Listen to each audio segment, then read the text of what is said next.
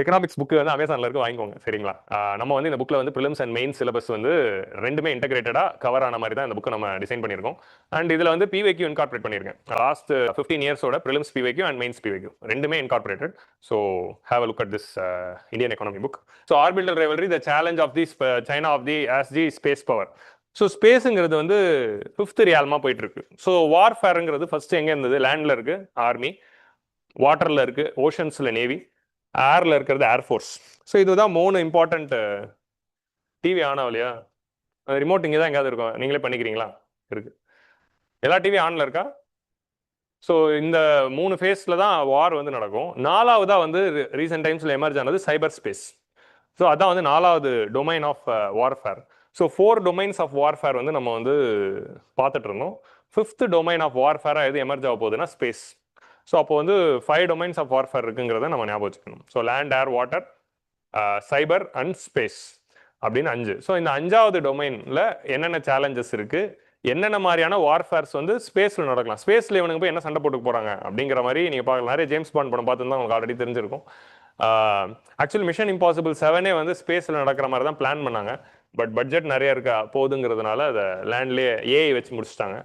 So ஸ்பேஸில் வந்து என்ன மாதிரியான வார்ஃபேர் இருக்கும் அப்படிங்கிறத வந்து நம்ம ஃபர்ஸ்ட் அதோட கண்ணோட்டம் பார்க்கலாம்.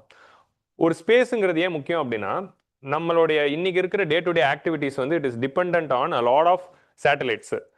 ஸோ கம்யூனிகேஷன் சேட்டலைட்டாக இருக்கட்டும், நேவிகேஷனல் சேட்டலைட்டாக இருக்கு. இப்போ நீங்கள் ஜிபிஎஸ்ல கூகுள் மேப்ஸ் பார்க்குறீங்க, கம்யூனிகேஷன்ஸ் நெட்ஒர்க்ஸ் இருக்கு.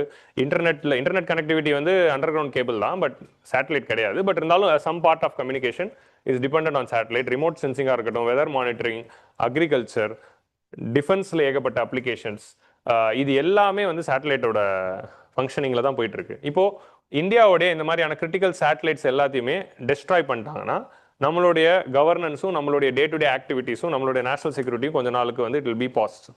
ஸோ அது வந்து it will come into standstill. So one single strike could disturb the communication power grids. Power கிரிட்ஸ்னால் வந்து electricity grids, navigation systems, financial markets, military command and control. இப்போ மிலிட்ரிலாம் இன்னைக்கு டோட்டலாக வந்து சேட்டலைட்டில் ரெக்கனேசன்ஸ் சேட்டலைட்ஸோடைய இமேஜஸை பேஸ் பண்ணி தான் தே ஆர் ஸ்பையிங். அது எல்லாமே கட் ஆகிடும். Intelligence, surveillance and reconnaissance, ISR அப்படின்னு சொல்லுவாங்க. ஐஎஸ்ஆர்னா என்னதுன்னா, இன்டெலிஜென்ஸ்னா வந்து information which is gathered secretly. சர்வைலன்ஸ்னா வந்து இன்னொரு இடத்துல போயிட்டு சேட்டலைட் மூலமா வேவ் பார்க்கறது, அதான் வந்து சர்வைலன்ஸ். அப்படி கலெக்ட் பண்ற டேட்டாவை வந்து சீக்ரெட்டா திரும்ப அனுப்புறது ரெக்கனேசன்ஸ். ஸோ இந்த 3 விஷயங்களும் வந்து பாதிக்கப்படும். இந்த 3த்துக்கு இன்னைக்கு சேட்டலைட்டும் ட்ரோன் தான் நம்ம பயன்படுத்துறோம். அதில் சேட்டலைட் பிளேஸ் ரோல். ஸோ இப்போ வந்து இந்த மாதிரி வந்து ஒரு முக்கியமான டொமைனா வந்து ஸ்பேஸ் மாறினதுனால இந்த மாதிரி disrupting the satellite services of another country அப்படிங்கிறது ஒரு வே ஆஃப் ஸ்பேஸ் வார்ஃபேர். அடுத்த வே ஆஃப் ஸ்பேஸ் வார்ஃபேர் என்ன அப்படின்னா, ஸ்பேஸில் ஒரு சேட்டலைட் இப்போ வந்து ஒரு ஜெட் எப்படி வந்து ஒரு மிசைலை எடுத்துகிட்டு போகுது, அது மிசைல் எடுத்துகிட்டே போகும், எங்கே ட்ராப் பண்ணுமோ அங்கே ட்ராப் பண்ணிடும். அந்த மாதிரி ஒரு சேட்டலைட்டுக்குள்ளேயே மிசைல் இருக்கும். அந்த மிசைலோட அந்த சேட்டலைட் சுற்றிட்டே இருக்கும். இப்போ டக்குன்னு லான்ச் பண்ணோன்னா, இப்போ ஏதோ ஒரு ஊர் மேலே லான்ச் பண்ண அந்த ஊர் மேலே வந்தோன்னா அது விட்டுரும். அந்த சேட்டலைட் வந்து அப்படியே டிஆர்பிட் ஆகி எர்த்துக்குள்ளே வந்து அடிக்கலாம். பேலிஸ்டிக் மிசைல் மாதிரி ஆக்ட் பண்ணலாம். ஆர் அந்த சேட்டலைட்டை இன்னொரு சேட்டலைட் அடிக்கலாம். ஸோ அந்த மாதிரி வந்து வெப்பன் ட்ராப்பிங்க்கும் வந்து ஸ்பேஸ் வந்து ஒரு டொமைனாக இன்னைக்கு மாறிட்டு வருது. ஸோ இதுதான் 2 முக்கியமான ஏரியாஸ். அடுத்தது வந்து ஓகே, இப்போ இதில் வந்து ஃபர்ஸ்ட் ஸ்டெப்பாக ஸ்பேஸ் ஃபோர்ஸ். இப்போ நம்ம சைபர் ஃபோர்ஸ் வரைக்கும் பார்த்துட்டோம். சொல்லிட்டேன் 4 வாட்டி சொல்லிட்டேன். Yeah. So cyber forces and space force அப்படிங்கிற விஷயத்தை ஃபர்ஸ்ட் கொண்டு வந்த கண்ட்ரி எதுனா USA. So militarisation of the space by global powers, the formation of dedicated space force by US. So USA தான் ஃபர்ஸ்ட் கொண்டு வந்தாங்க. டொனால்ட் ட்ரம்ப் தான் அதை வந்து லான்ச் பண்ணார். Marks a shift towards treating space as the potential combat zone. Donald ட்ரம்போட 1.0 அவர் கொண்டு வந்துட்டார் ஸ்பேஸ் ஃபோர்ஸ் அப்படிங்க. 2019 அவர் கொண்டு வந்துட்டார். ஸோ இதான் அதோடைய எம்ப்ளம். ஏர்ஃபோர்ஸ் கீழே ஒரு டொமைனா இது வந்து எங்க போகுது அப்படிங்கிற மாதிரி சொல்றாங்க. சைனாவும் வந்து பிஎல்ஏனா என்னதுன்னா பீப்புள்ஸ் லிபரேஷன் ஆர்மி. சைனாவோட ஆர்ம்டு ஃபோர்ஸஸை பிஎல்ஏ அப்படின்னு சொல்லுவாங்க, பீப்புள்ஸ் லிபரேஷன் ஆர்மி அப்படின்னு. So PLA strategic support force அப்படிங்கிற பேரில் சைனாவை ஆரம்பிச்சிட்டாங்க தன்னுடைய ஸ்பேஸ் ஃபோர்ஸை. அது integrated space operation in the military doctrine. So 2வது வந்து சைனா கிட்டே இருக்கு. அடுத்து பார்த்தீங்கன்னா satellite targeting and anti satellite weapons அப்படிங்கிற ஏசாட் வெப்பன்ஸ் வந்து லான்ச் பண்ணியிருக்காங்க. ஏசாட்டுங்கிறது என்ன அப்படின்னா, இட்ஸ் அ மிசைல். அக்னி மாதிரி ஆர் வந்து ஒரு பிருத்வி மாதிரி. It's a missile which is launched from earth.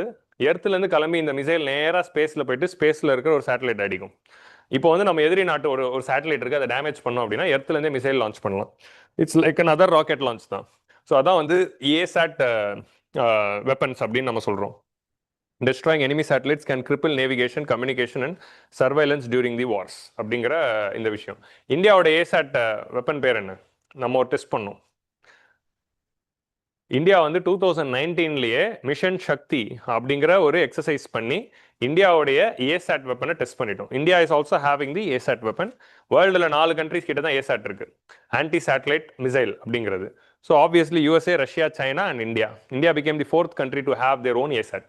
So ASAT இருக்கிற 4 கண்ட்ரியில் இந்தியா ஒன்று 2019ல மிஷன் சக்தி அப்படிங்கிற ஆப்ரேஷனில் அது வந்து டெஸ்ட் பண்ணியிருப்பாங்க. ஸோ இது வந்து சேட்டலைட்டோடைய டார்கெட்டிங்கா, இதான் வந்து அதோட ஐடியா. எர்த்துலேருந்து கிளம்பி போயிட்டு சேட்டலைட்டை போய் இங்கே வர எர்த்துலேருந்து கிளம்பி வந்து சேட்டலைட் அடிக்கும். பட் இதில் வர பிரச்சனை என்ன அப்படின்னா, இந்த மாதிரி வந்து ஸ்பேஸில் ஆல்ரெடி ஏகப்பட்ட சேட்டலைட் கொச்சன்னு இருக்குது. அதை தாண்டி இதுவும் வந்து டெஸ்ட்ராய் பண்ணுறப்போ ஸ்பேஸ் டெப்ரிஸ் வந்து அதிகமாகிடுது. நிறைய குட்டி டெப்ரிஸ் இருக்குது. இந்த ஸ்பேஸ் டெப்ரிஸ் வந்து ரொம்ப டேஞ்சரஸ். இது வந்து கிட்டத்தட்ட 25,000 km/h ஸ்பீடில் வந்து எர்த்தை சுற்றி வந்துகிட்டு இருக்கும். 25,000 km/h ஸ்பீட்னா it is 1000 times faster than a bullet. ஒரு மிஷின் கன்லேருந்து வர புல்லட்டோட பல மடங்கு ஃபாஸ்ட். அந்த ஸ்பீடில் குட்டி ஆப்ஜெக்ட் ஸ்பீடாக சுற்றிட்டு இருக்கும். இது என்ன பண்ணுன்னா அதர் சேட்டலைட்ஸை டேமேஜ் பண்ணும். அதர் சேட்டலைட்ஸில் அது படும்போது ஸோ இதில் ஸ்பேஸ் டெப்ரிஸ் அதிகமாகி இந்த ஸ்பேஸ் டெப்ரிஸ் வந்து அதர் சேட்டலைட்ஸில் இல்லை இன்டர்நேஷ்னல் ஸ்பேஸ் ஸ்டேஷன் ஆர் இதுலலாம் படும்போது என்ன ஆகிடுதுன்னா அதை டேமேஜ் பண்ணிடும். So in that speed. So அது ஒரு பெரிய பிரச்சனையாக போயிட்டு இருக்கு. நெக்ஸ்ட் வந்து சைபர் வார்ஃபேர். ஸ்பேஸில் சைபர் வார்ஃபேர் அது எப்படின்னா ஸ்பேஸில் இருக்கிற சேட்டலைட்டை ஹேக் பண்ணுறது. நம்ம என்ன பண்ணுறோம்னா ஒரு மிலிட்ரி அட்டாக் வந்து கைனட்டிக், நான் கைனட்டிக் அப்படின்னு இப்போ ரெண்டாக பிரிக்கிறாங்க. இப்போ மிலிட்ரி டொமைனில் கைனட்டிக், நான் கைனட்டிக் அப்படிங்கிற வேர்ட்ஸ் வந்து ஞாபகம் வச்சுக்கோங்க. கைனட்டிக்னா என்னதுன்னா கன்வென்ஷனல் மிசைல்ஸ் அண்ட் வெப்பன்ஸை வச்சு டேமேஜ் பண்ணுறது, இது வந்து கைனட்டிக் அட்டாக். நான் கைனட்டிக் அட்டாக்னா சைபராக ஹேக் பண்ணுறது ஆர் வந்து அவங்களோட டேட்டா வந்து பெனட்ரேட் பண்ணி எடுக்கிறது. ஸோ இந்த மாதிரி பண்ணுறது தான் நான் கைனட்டிக் அட்டாக்ஸ் அப்படின்னு நம்ம சொல்கிறோம். இப்போ நீங்கள் வந்து நிறைய இடத்துல ஹேக் பண்ணி அவங்களுக்கு மேலே டேமேஜஸ் பண்ணலாம். இப்போ கிங் மேக்கர்ஸுக்கு நான் எக்ஸாம்பிளாக சொல்கிறேன்னா, நம்மளோட யூடியூப் சேனலை ஹேக் பண்ணி நடுவில் வந்து ஒரு 5 வாரத்துக்கு நம்ம சேனலே இல்லை. அப்போ நம்மளாம் எவ்வளோ மன உளைச்சல் இருந்தோம், சரியா? ஸோ ஒவ்வொரு நாளும் வந்து அந்த 4 வீக்ஸும் வந்து அவ்வளோ கஷ்டமாக இருந்துச்சு நம்மளோட யூடியூப் சேனல் ரிட்ரைவ் பண்ணுறதுக்குள்ள. ஸோ அப்போது தே ஆர் கிரிப்ளிங் டவுனில் நம்மளுடைய பப்ளிக் ஃபேஸ் ஆஃப் தி சேனலே வந்து இட் வாஸ் கிரிப்பிள்ட். ஸோ அப்போ கிங் மேக்கர்ஸோட இந்த லெவல்னா அப்போ imagine larger corporations and big things national லெவலில் அதை யோசிச்சு பாருங்க. So satellites are vulnerable not only to the kinetic strike but also to the cyber attacks that can disrupt the command and control. So அதே மாதிரி வந்து early warning system. இப்போ வந்து நம்ம வந்து இன்னைக்கு வந்து என்ன பண்ணுறோம், missile defence system S-400, Akash சேர் இதெல்லாம் சொல்லி என்ன பண்ணுறோம், ஒரு ட்ரோன் வருது, ஒரு ஃப்ளைங் ஆப்ஜெக்ட் வருதுன்னா அதை ரேடாரில் முன்கூட்டியே டிடெக்ட் பண்ணி அதை அட்டாக் பண்ணுறது தான் மிசைல் டிஃபென்ஸ் சிஸ்டம். அது எல்லாத்தையுமே செயலிழக்க வைக்கலாம். அதெல்லாம் தான் வந்து cyber warfare which is happening. Next வந்து 2022ல் KA-SAT சைபர் அட்டாக். இந்த ரஷ்யா உக்ரைன் வாரில் என்ன ஆச்சுன்னா வியாசாட் சேட்டலைட் சர்வீசஸ் உடைய நெட்வொர்க் வந்து ஹேக் பண்ணிட்டாங்க. ஸோ அதனால் என்ன ஆயிடுச்சுன்னா உக்ரைனில் வந்து என்டையர் கம்யூனிகேஷனும் இல்லாமல் போயிடுச்சு. ரஷ்யா என்ன பண்ணாங்கன்னா உக்ரைனோட என்டையர் நம்மளுடைய ஸ்பேஸ் வார்ஃபேரில் ஸ்பேஸில் நடந்த ஒரு ஸ்பேஸ் வார்ஃபேரோட ஒரு ஃபர்ஸ்ட் எக்ஸாம்பிளாக நீங்கள் எதை எடுத்துக்கலாம்னா உக்ரைன் வார் எடுத்துக்கலாம். உக்ரைன் வார் தான் 2-3 விஷயத்துக்கு பயனீர். ஒன்று வந்து ட்ரோன் வார்ஃபேர், ட்ரோன்ஸை மட்டும் பயன்படுத்தி எப்படி ஃபுல் வார்ஃபேரும் நடந்துச்சுங்கிறது. ரெண்டாவது வந்து இந்த ஸ்பேஸ் வார்ஃபேர். இந்த KA-SAT சிஸ்டம் வந்து சைபர் அட்டாக்ல ரஷ்யா வந்து முடக்கணுன்னு, உக்ரைனில் வந்து சேட்டலைட் சர்வீசஸே முடக்கணுன்னு ஸ்பேஸ் எக்ஸ் வந்து they provided their Starlink connection, internet அது மூலமாக கனெக்ஷன் எடுத்துக்கோங்க அப்படின்னு SpaceX came and they cave.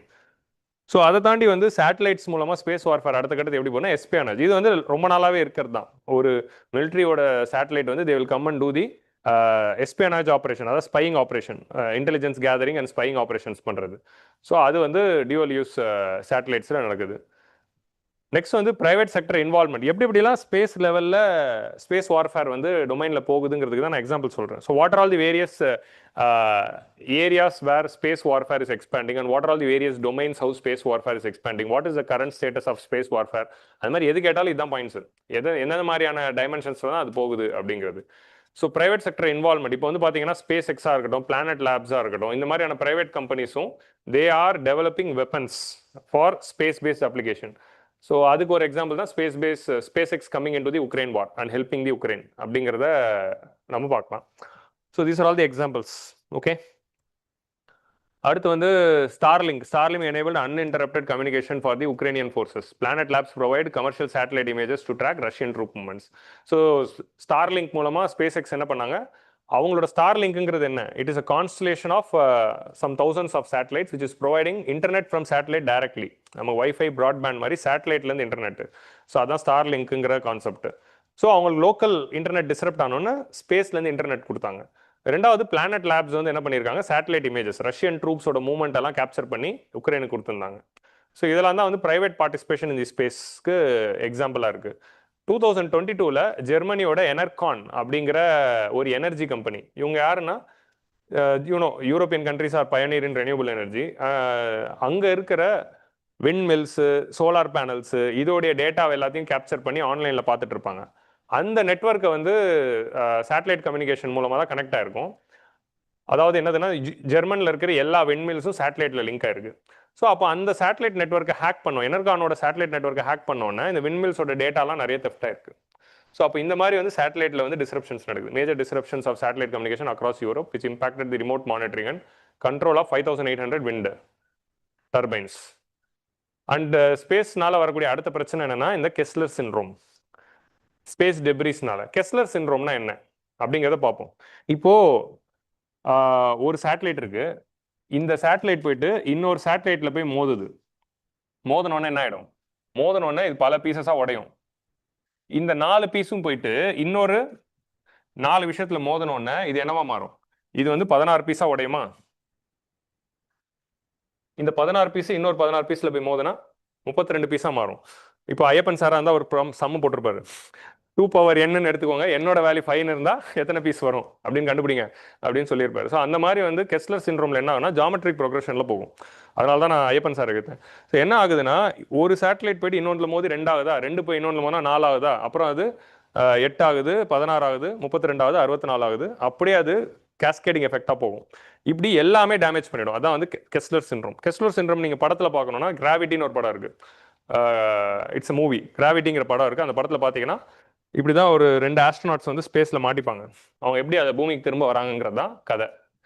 As of 2024 there are approximately 36,500 species இந்த மாதிரி உடஞ்சிருக்கு. இப்போ அடுத்த ப்ராப்ளம், 36,500 பீசஸ் உடஞ்சி வந்திருக்கு, எத்தனை வாட்டி கொலிஷன் நடந்திருக்கும், என் வேல்யூ கண்டுபிடிங்க அப்படின்னு கேட்கலாம். ஸோ சிசாட்ல இப்படி ஒரு கேள்வி வந்தால் என்ன பண்ணுவீங்க? ஸோ அதனால வந்து அது வந்து ஸ்கிப் பண்ணிடுவீங்களா? Very good decision. So 36,500 pieces வந்து இருக்குன்னு ட்ராக் பண்ணியிருக்காங்க. அதுதான் வந்து நம்ம பார்க்குறோம். சைனா வந்து 2007 வந்து அவங்களோட ஏசாட் டெஸ்ட் பண்ணி என்ன பண்ணுறாங்கன்னா, அவங்க ஊரில் இருக்கிற ஒரு குட்டி மைக்ரோ சேட்டலைட்டை டிஸ்ட்ராய் பண்ணுறாங்க. இப்போ ஏசாட் டெஸ்ட்னா என்ன, மேலே இருக்கிற ஒரு சேட்டலைட் எடுத்துக்கிட்டு அந்த கீழேருந்து போகிற மிசைல் போயிட்டு அதை டிஸ்ட்ராய் பண்ணுதா அப்படின்னு டெஸ்ட் பண்ணுவாங்க. அப்படி பண்ணுறப்போ என்ன ஆகுதுன்னா, அந்த சேட்டலைட் வந்து டிஸ்ட்ராய் ஆகி அது 3000 பீஸை ஜென்ரேட் பண்ணுச்சு. 2019 இந்தியா பண்ணும்போதும் நம்ம இங்கேருந்து மிஷன் சக்தியில் நம்மளோட ஏசாட்டை லான்ச் பண்ணி நம்ம அதை டேமேஜ் பண்ணுறப்போவும் it created thousands of pieces. So அதான் வந்து நம்ம பார்க்குறோம். ஸோ இதுக்கு பேர் வந்து கெஸ்லர் சிண்ட்ரோம். இந்த மாதிரி செயின் எஃபெக்டாக அது பீஸாக உடைச்சிட்டே போகிறது. Okay, so with increasing militarization intentional or accidental creation of space debris can be used to deny orbital access. இப்போ என்ன ஆகுதுன்னா, இந்த மாதிரி வந்து ஆர்பிட் ஃபுல்லாக டெப்ரிஸ் இருந்துச்சுன்னா அந்த இடத்துல ஒரு சேட்டலைட் வைக்க முடியாதுல்ல. ஸோ அப்போ இன்னொரு நாட்டு இந்த ஆர்பிட்ல ஒரு சேட்டலைட்டை லான்ச் பண்ணலாம் அப்படின்னு போகிறப்போ அந்த ஆர்பிட்ல நீங்கள் பல சேட்டலைட்டை டேமேஜ் பண்ணி பீசஸ் உண்டாக்கிட்டீங்கன்னா அந்த ஆர்பிட்ல அவங்களால சேட்டலைட்டை வைக்க முடியாது. அப்போ அவங்க வேற ஆர்பிட்டை தேடணும். ஸோ அப்போ எவ்வளோ இடம் இருக்குது. ஸோ அந்த மாதிரி வந்து ஒரு இஷ்யூ வந்து அது உருவாக்குது. இந்த மாதிரியான விஷயங்கள்லாம் ரெகுலேட் பண்ணுறது ரெகுலேட்டரி ஃப்ரேம் ஒர்க் இருக்கானா இல்லை. ஸோ அதான் வந்து ஸ்பேஸ் டொமைனில் நம்ம பார்க்குற விஷயம். நம்மகிட்ட இருக்கிறது அவுட்டர் ஸ்பேஸ் ட்ரீட்டி அப்படின்னு ஒரு ட்ரீட்டி இருக்குது. அந்த ட்ரீட்டி என்ன சொல்லுதுன்னா, ஸ்பேஸை வந்து peaceful purposes for the development of ஹியூமனிட்டிக்கு மட்டும்தான் பயன்படுத்தணும், வேறு எதுக்குமே பயன்படுத்தக்கூடாது. அண்ட் ஸ்பேஸில் எந்த வெப்பனும் வைக்கக்கூடாது அப்படிங்கிறது தான் 1967 வந்து அவுட்டர் ஸ்பேஸ் ட்ரீட்டி சொல்லுது. ஸோ இப்போ ப்ரிலிம்ஸ் பாயிண்ட் ஆஃப் வியூ நீங்கள் என்ன பண்ணணும், அவுட்டர் ஸ்பேஸ் ட்ரீட்டி பற்றி படிக்கணும். Okay, so there is no global treaty to regulate the military behaviour in outer space beyond the 1967 outer space treaty. இந்த outer space treaty வந்து கொண்டு வரும்போது ஸ்பேஸில் வார் நடக்குங்கிற இமேஜினேஷன் இல்லை. அப்போ வந்து நிலாவுக்கு போகணும், சேட்டலைட் வைக்கணும், அந்த கோலில் தான் இருந்துச்சு. அப்போ ஸ்பேஸ் வார்ஃபேருக்குன்னு தனியாக ஒரு ட்ரீட்டி கொண்டு வந்து ரெகுலேட் பண்ணணும். ஓகே, பட் போன வாரம் தான் என்ன பார்த்தோம், இந்த மாதிரி எந்த ட்ரீட்டி கொண்டு வந்தாலும் யாரும் ஃபாலோ பண்ண மாட்டாங்க அப்படிங்கிறது visa. But still outer space treaty bans weapons of mass destruction in outer space, but not the conventional weapon. இந்த ட்ரீட்டியில் இருக்க பிரச்சனை என்னன்னா மாஸ் டிஸ்ட்ரக்ஷன் வெப்பன்ஸை தான் பேன் பண்ணுது, like nuclear weapon, chemical weapon, இதை தான் பேன் பண்ணுதே தவிர கன்வென்ஷனல் மிசைல்ஸ் எல்லாம் பேன் பண்ணுறது இல்லை. அதை அந்த லூப் ஹோலை பயன்படுத்திக்கு தான் எல்லாருமே ஒரு மிசைல் வச்சிருக்கோம், இன்க்ளூடிங் இந்தியா. ஸோ இதை ரெகுலேட் பண்ண ஒரு ட்ரீட்டி வந்து கொண்டு வரணும். And this is the Kessler syndrome. இந்த மாதிரி சேட்டலைட்டோட டெப்ரிஸ்லாம் உடஞ்சு எர்த்து ஃபுல்லாக ஒரு 36,000 பீஸ் வந்து சுற்றிக்கிட்டு இருக்கு. ஸோ அவன் கிராவிட்டிங்கிற படத்தை இங்கே தான் வைக்கிறான். இந்த இடத்துல 2 போய் மாட்டிக்கிட்டா என்ன ஆகும், அங்கேருந்து எப்படி தப்பிச்சு வராங்க, அந்த மாதிரி தான் வந்து அந்த படம் இருக்கும். இட்ஸ் வெரி குட் மூவி கிராவிட்டிங்கிற படம். கிராவிட்டிங்கிற படம் வரும்போது தான் நம்மளுடைய Mars orbiter mission Mangalyaan mission வந்து லான்ச் பண்ணியிருந்தோம் 2014 டைமில் தான். அப்போ தான் ஒரு இது இருந்துச்சு, மங்கள்யான் மிஷனோட cost is lesser than the gravity movie budget அப்படிங்கிறது தான் அப்போ அது ஃபேமஸாக சொல்லியிருந்தாங்க. அந்த படத்தோட பட்ஜெட்டை விட நம்ம கம்மி விலையில் மார்ஸுக்கே நம்ம அனுப்பிட்டோம் அப்படின்னு. ஸோ இதுதான் ஸ்பேஸோடைய பேக்ட்ராப். ஆக்சுவலி இவ்வளவும் வந்து எடிட்டோரியலில் இல்லை. நான் உங்களுக்கு ஸ்பேஸ் வார்ஃபேர்னா என்ன அப்படிங்கிறதுக்கான வேரியஸ் எக்ஸாம்பிள்ஸ் அண்ட் கொடுக்குறேன் மெயின்ஸ் ஆன்சர் ரேட்டிங்காக. இனிமேல் தான் எடிட்டோரியலுக்குள்ளே போகிறோம். எடிட்டோரியலில் அவர் ஃபுல்லாகவே சைனா என்ன பண்ணிக்கிட்டு இருக்குங்கிறது தான் அவர் வந்து எழுதியிருக்காரு. இப்போ நம்ம ஸ்பேஸ் ஆஸ் அ ஜென்ரலில் எப்படிலாம் ஸ்பேஸ் வார்ஃபேரில் இஷ்யூஸ் போகும் அப்படிங்கிறத பார்த்துட்டோம். ஏன்னா நம்மளோட கோல் வந்து மெயின்ஸ் ஆன்சர் தான். மெயின்ஸில் ஸ்பேஸ் வார்ஃபேர் பற்றி ஒரு கொஸ்டின் வந்துச்சுன்னா இதெல்லாம் தான் பாயிண்ட்ஸ். அதில் இப்போ நம்ம இந்தியா சைனா வரும்போது இந்த சைனா சென்ட்ரிக் பாயிண்ட் எழுதலாம், ஆர் பேப்பர் 2லையும் சைனா பாயிண்ட்ல இது எழுதலாம். அண்ட் பேப்பர் 3ல செக்யூரிட்டி இஷ்யூஸ்ன்னு வரும்போதும் நம்ம 5th டொமைனை பற்றி யோசிக்கணும். அவ்வளோதான். China is expanding their counter space capabilities is a cause of concern. So யூஎஸ்க்கு அப்புறமா பயங்கர ஆக்டிவாக இதில் இந்த டொமைனில் இருக்கிறது ரஷ்யா இல்லை, சைனா தான். ஏன்னா Russia they gave up long back, they are not too much a big superpower now. While no conflict has ever been fought in this space, the incentive to influence activities on Earth by controlling the outer space remains a potential trigger of future confrontation. So இந்த மாதிரி ஸ்பேஸில் நான் weapons வச்சிருக்கேன், எப்போ வேணாலும் உங்கள் நாட்டு சேட்டலைட்டை என்னால் காலி பண்ண முடியும் அப்படிங்கிற ஒரு விஷயம் இருக்குல்ல. சைனா கிட்ட இந்த மாதிரி ஒரு விஷயம் இருக்குன்னா அப்போது வி வில் திங்க், ஓகே நாளைக்கு நம்மளுடைய சேட்டலைட்டுக்கு சைனாக்காரன்ஸை எப்போ வேணாலும் டிஸ்டர்ப் பண்ணலாம், அப்போ இது கவுண்டர் நம்ம என்ன வச்சிருக்கோம் அப்படின்னு நம்ம இப்போ யோசிக்க ஆரம்பிக்கிறோம். அதுதான் வந்து இந்த எடிட்டோரியல் மூலமாக அவர் சொல்கிறார், சைனாக்காரன் இஸ் அட்வான்சிங், நீங்களும் இதெல்லாம் பார்த்துட்டு கம்முன்னு இருக்காம நீங்களும் அட்வான்ஸ் பண்ணுங்க அப்படின்றாங்க. So Beijing's development of anti-satellite missile and co-orbital system blurs the line between the routine space operations and counter space activities. அவங்க என்ன பண்றாங்கன்னா இதெல்லாம் வந்து டெஸ்ட் பண்றப்போ நாங்கள் ஸ்பேஸ் மிஷன் பண்றோம் அப்படின்னு சொல்லிட்டு தான் பண்றாங்களாம். பாதி நேரம் அவங்க வந்து மிலிட்ரி ஆப்ரேஷனுக்காக தான் இதெல்லாம் டெவலப் பண்றோங்கிறத வெளியே சொல்றது இல்லை. ஸோ அதனால we are not able to know. So அவங்க சைனா இது வரைக்கும் என்னென்னலாம் ஸ்டெப்ஸ் எடுத்திருக்குங்கிறத பார்க்குறோம். சைனா எடுத்த ஸ்டெப்ஸ் எதுக்காகனா இந்தியாவுக்கு என்னென்ன செக்யூரிட்டி சேலஞ்சஸ் அப்படின்னு ஒரு கொஸ்டின் வரும்போது சைனா இதெல்லாம் பண்ணுதுங்கிறத எழுதலாம். அதை தாண்டி இந்தியா என்ன பண்ணணும்னு ஒரு கொஸ்டின் வந்துச்சுன்னா சைனா பண்ணியிருக்கல இதெல்லாம் நம்மளும் பண்ணணும் அப்படின்னு எழுதலாம். அவ்வளோதான். இந்த மாதிரி தான் வந்து யூ ஹவ் டு லேர்ன். தெரிஞ்சு வச்சுக்கிட்டு எப்படி கதை அடிக்கிறது ஆன்சர் ரைட்டிங்கில், அதுதான் வந்து you have to crack. In 2007 வந்து they targeted their own satellite from earth. அவனோட ஃபர்ஸ்ட் ஏசாட் வெப்பனை 2007 அவங்க பண்ணாங்க. நம்ம அதுக்கு கவுண்டர் தான் 2019 we developed our mission Shakti. 2015 அவங்க என்ன பண்றாங்கன்னா எக்ஸோ அட்மாஸ்பியரிக் வெஹிக்கிள் அப்படிங்கிறத ஒன்றத்தை வந்து கொண்டு வராங்க. டாங் நெங் 3 மிஷன் அப்படிங்கிற DN3 மிஷன் அப்படின்னு சொல்லுவாங்க. பேர்லாம் ஞாபகம் வச்சுக்க முடியாது, வெறும் DN3 வேணா ஞாபகம் வச்சுக்கலாம். எக்ஸோ அட்மாஸ்பியரிக் வெஹிக்கிள்னா என்னதுன்னா இட்ஸ் அ ஸ்பேஸ் கிராஃப்ட். இந்த ஸ்பேஸ் கிராஃப்ட் வந்து ஆர்பிட்ல இருக்கும். ஆர்பிட்ல எப்போ வேணாலும் அது வந்து ஒரு அட்டாக் வந்து லான்ச் பண்ணும். ஏசாட் வெப்பனுங்கிறது மிசைலுங்கிறது எர்த்துலேருந்து லான்ச் பண்றது. எர்த்துலேருந்து ஒரு மிசைலை லான்ச் பண்ணி சேட்டலைட் அடிச்சிருது ஏசாட். ரெண்டாவது எக்ஸோதெர்மிக் வெஹிக்கிள்னா என்ன அப்படின்னா அது சேட்டலைட்ல தான், அது வந்து ஆர்பிட்ல தான் இருக்கும் ஆல்ரெடி, ஒரு இன்டர்நேஷனல் ஸ்பேஸ் ஸ்டேஷன் மாதிரி, ஒரு ஆர்டிமிஸோட ஸ்பேஸ் கேப்சூல் மாதிரி. அது எப்போ வேணாலும் போயிட்டு ஒரு அட்டாக்கை வந்து லான்ச் பண்ணும். ஸோ இது வந்து ரெண்டாவது, இது வந்து 2015 அவங்க பண்ணியிருக்காங்க. 2022 ரோபோட்டிக் ஸ்பேஸ் கிராஃப்ட், இது வந்து அடுத்த ஸ்பேஸ் கிராஃப்ட் டெவலப் பண்ணியிருக்காங்க. இது என்ன பண்ணுன்னா ஒரு சேட்டலைட்டை பிடிச்சி கொண்டு போயிட்டு கிரேவியார்ட் ஆர்பிட்ல தள்ளி விட்டுரும். ஸோ அது என்ன கிரேவியார்ட் ஆர்பிட் அப்படின்னு நீங்க கேட்கலாம். There is an orbit called graveyard orbit. அது எங்க இருக்குன்னா ஜியோ ஸ்டேஷனரி ஆர்பிட்டுக்கு மேல இருக்கு. இப்போ எர்த் இருக்குன்னா எர்த்தை சுத்தி நம்ம வந்து நிறைய ஆர்பிட் பார்க்குறோம்ல.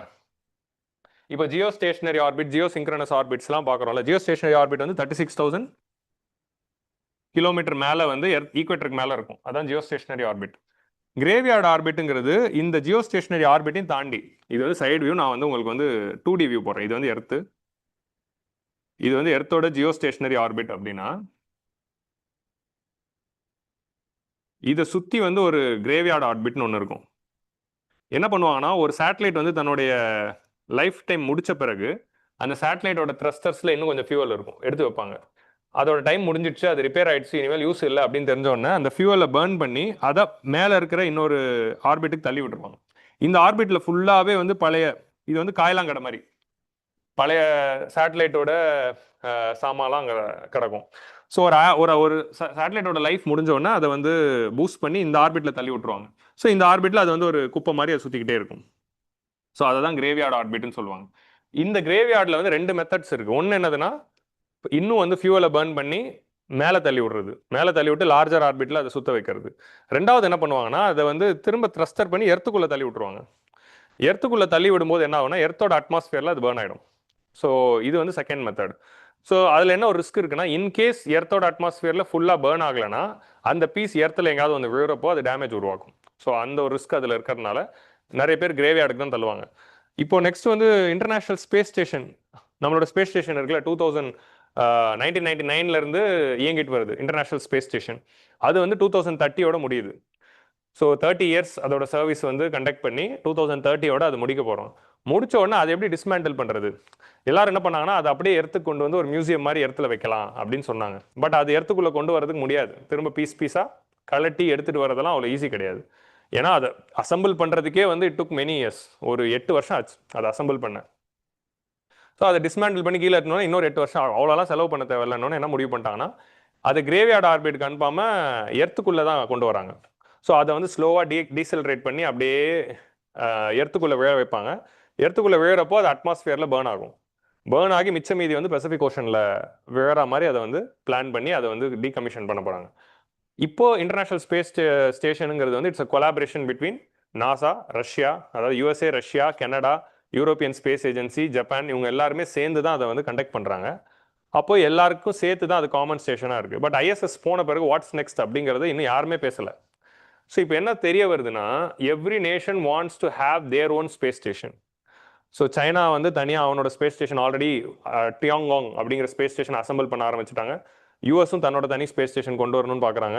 இந்தியாவும் பார்த்தீங்கன்னா 2040 நம்மளோட ஸ்பேஸ் ஸ்டேஷன் கொண்டு வரணும் அப்படிங்கிற அந்தரிக்ஷ ஸ்பேஸ் ஸ்டேஷன் கொண்டு வரணுங்கிறத நம்மளும் வந்து பிளான் பண்ணுறோம். ஸோ இதான் வந்து அவங்க வந்து கொண்டு வராங்க. நெக்ஸ்ட் வந்து dog fight, orbital dog fight 2024 try பண்ணுறாங்க. டாக் ஃபைட்னா என்ன? டாக் ஃபைட்டுங்கிற வார்த்தையை பார்த்தோன்னே it's a military word, air force word. Okay, dog ஃபைட்னா என்னன்னு உங்களுக்கு ஏர்ஃபோர்ஸ் டேர்மில் டாக் ஃபைட்னா என்னன்னு உங்களுக்கு தெரிஞ்சுக்கணும்னா, லியோ படத்தோட கிளைமேக்ஸ், பீஸ்ட் படத்தோட கிளைமேக்ஸ், லியோ படத்தோட கிளைமேக்ஸ் வேற, அது வந்து அந்த ஃபோட்டோ பார்த்தா ஃபீல் பண்ணுறது. பீஸ்ட் படத்தோட கிளைமேக்ஸில் இவர் அந்த தீவிரவாதி, அது ஒரு ஃபன்னி சீன் விடுங்க. அதில் விஜய் வந்து ஒரு ரஃபேல் ஓட்டிட்டு போவார். அப்போ பாகிஸ்தானோட ஜெட்டு வரும். 2 ஜெட்டும் வந்து சண்டை போட்டுக்கிறது தான் டாக் ஃபைட்டு. ஜெட்டில் இந்த ஜெட்டு காரணம் அந்த ஜெட்டு காரணம் மிசைல்ஸ் மூலமாகவோ இல்லை வந்து மேனோவர்ஸ் மூலமாகவோ சண்டை போட்டுக்கிறது. அதுதான் அதில் சொல்லுவாங்க. நீங்கள் இதுக்கு வந்து பர்ஃபெக்டான எக்ஸாம்பிள் வேணும்னா டாப் கன் மேவரிக் அப்படின்னு டாம் க்ரூஸ் படம் பாருங்கள், அதில் நல்லாயிருக்கும். ஸோ பீஸ்ட்டை விட. ஸோ பீஸ்டில் வந்து கொஞ்சம் நல்லா இன்னும் பெட்டராக எடுத்துருக்கலாம் அந்த கிளைமேக்ஸ் ஃபைட்டு. ஸோ லாஜிக்கலாக இன்னும். ஸோ அதுதான் அங்கே இருந்த ப்ராப்ளம். மற்றபடி எதுவுமே நான் சொல்ல முடியாது. நான் தமிழக அரசுக்கு அகேன்ஸ்டாக எதுவுமே பேசலை, சாரி, சரியா? நெல்சனுக்கு அகேன்ஸ்டாக தான் பேசுகிறேன். நீங்கள் அதை வந்து தெளிவாக புரிஞ்சுக்கணும். ஸோ நெக்ஸ்ட் வந்து ஆர்பிட்டல் டாக் ஃபைட்னா என்னதுன்னா, எர்த்தோட ஆர்பிட்டில் இந்த மாதிரி வந்து 2 ஸ்பேஸ் கிராஃப்ட்டுக்கு நடுவில் சண்டை வர்றது. ஸோ வாட் இப்போ சைனா வந்து தன்னோட ஸ்பேஸ் கிராஃப்ட் ஒன்று வச்சிருக்காங்க, அந்த மாதிரி யூஎஸோட ஸ்பேஸ் கிராஃப்ட்டுக்கும் ஆர்பிட்டில் சண்டை வர்ற மாதிரி ஒரு சீன். மேபி ஃபியூச்சரில் ஒரு படம் வரலாம், அந்த படத்தில் இந்த சீன் வைக்கலாம். ஆல்ரெடி வந்துருச்சு நிறைய. ஸோ ஜேம்ஸ் பாண்ட் பட காலத்துலேருந்து அதை காட்டிகிட்டு இருக்காங்க. So China aim to remain in the competition with America technologically and numerically. அமெரிக்காவை கேட்சப் பண்ணுறதுக்கு சைனா வந்து ரொம்ப மும்மரமாக இருக்குது. ஸோ அதான் வந்து இதில் நம்ம பார்க்குறோம். ஸோ சைனா என்னென்னலாம் ஸ்டெப் எடுத்துருக்கான்னு பார்க்குறீங்களா? ஃபஸ்ட்டு வந்து ஏசாட் ஒன்று. நம்ம அப்போ இந்தியா என்னென்னலாம் பண்ணோம்? நம்ம ஏசாட் பண்ணிட்டோம். பட் ஒன்று தான் பண்ணியிருக்கோம், அது இன்னும் நிறைய பண்ணணும். ரெண்டாவது எக்ஸோ அட்மாஸ்பியரிக் வெஹிக்கிள் நம்ம ரெடி பண்ணணும், ரோபோட்டிக் ஸ்பேஸ் கிராஃப்ட் பண்ணணும். அப்புறமா வந்து நம்மளும் வந்து ஆர்பிட்டல் டாக் ஃபைட் டெக்னாலஜிஸ் வந்து டெவலப் பண்ணணும். அப்படின்னு நம்ம வே ஃபார்வர்டில் நம்ம எழுதிக்க போகிறோம், அவ்வளோதான். So China AIIMS to land in Moon. அவங்களும் ஸ்பேஸை வந்து அட்வான்ஸ் பண்ணுறாங்க. சோலார் பவர் வந்து ஸ்பேஸ், இப்போ எலான் மஸ்க் அடுத்த ஒரு ஐடியா சொல்லியிருக்காரு. என்னதுன்னா, ஸ்பேஸில் சோலார் பேனல் வச்சு அங்கே கரண்ட் ஜென்ரேட் பண்ணி அந்த எலக்ட்ரிசிட்டியை எர்த்துக்கு அனுப்புறதுக்கு. எர்த்தில் சோலார் பவர் பிளான்ட் வைக்கிறதுக்கு பதிலாக ஸ்பேஸ்ல சோலார் பவர் பிளான்ட் வச்சு கரண்ட் ஜென்ரேட் பண்ணி எர்த்துக்கு அனுப்பலாம். சரி, எப்படி எர்த்துக்கு அனுப்புவ?